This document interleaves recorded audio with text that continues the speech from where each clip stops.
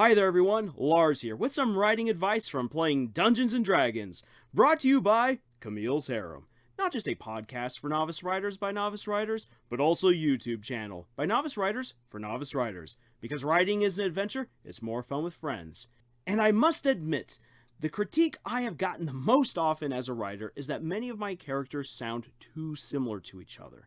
And as I've thought about it, I've realized that this can stem from multiple cases. One of which being that sometimes we're just so used to the way that we ourselves speak that is how we write. Or sometimes we copy how we communicate with our close friends and family, which might not differ a whole lot. Or sometimes we copy the style that other authors use, but without properly applying personality, quirks, word choice, inflections, and more to our characters. So yeah, simply put, writing dialogue is kind of hard. And fear of writing dialogue is legitimately what prevented me from pursuing my own stories until I met my friends and Camille's Harem became a thing. Because yeah, it can be really difficult, and sometimes you're staring at what you've written, you're like, oh my gosh, that just sounds so unnatural. Is that the way I sound? Oh my gosh, oh, I'm so embarrassed. Why would anyone read this? If you have been there before, don't worry, you're not alone. And never fear, I have a solution. This is where playing D&D really comes in handy.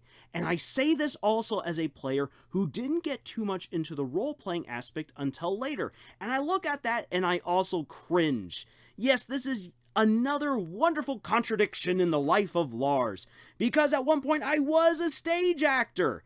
In any case, I've learned, much later than I should have, that playing D&D can be a great way to open yourself up to how different characters speak and act, thereby giving yourself a chance to discover voices for your own fictional characters. Dungeons & Dragons gets a bad rep for people playing characters that serve only as glorified personal inserts. And as someone who has made 2 characters like that in the past, I was thoroughly depressed with how boring it was to play that way.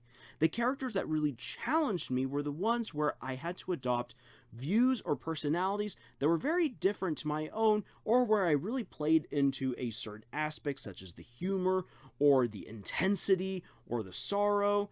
And characters like those were fun and honestly helped me to find the voices for some of my favorite in-book characters.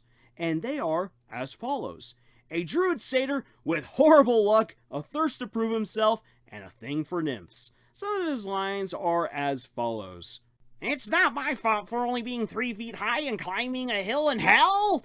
Why did I choose a bow staff for a weapon? How dare you desecrate this house of God!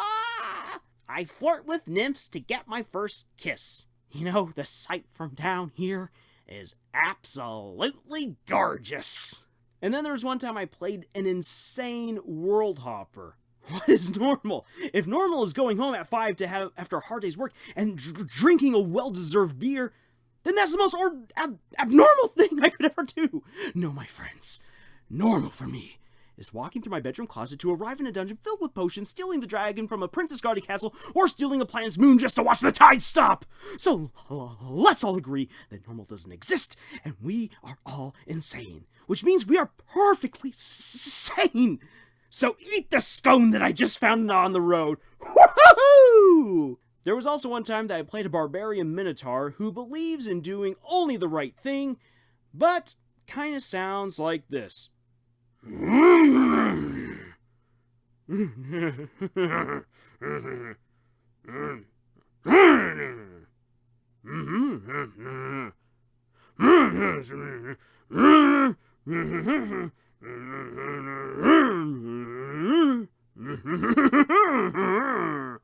All just grunts, but you know what? That inflection and the tone, you can already tell so much about a character just by weird grunts. Then there was one time I played a chaotic evil dragonborn rogue on a dual quest of vengeance and brothel debauchery. My little dwarf friend, this is going to be the most mutually beneficial friendship you have ever had. My dear lady, your presence here elevates this hovel to that of a palace. Humans have only 3 good uses: food, and they're fun to kill. I hope to find the third use someday, but so far I've been unsuccessful.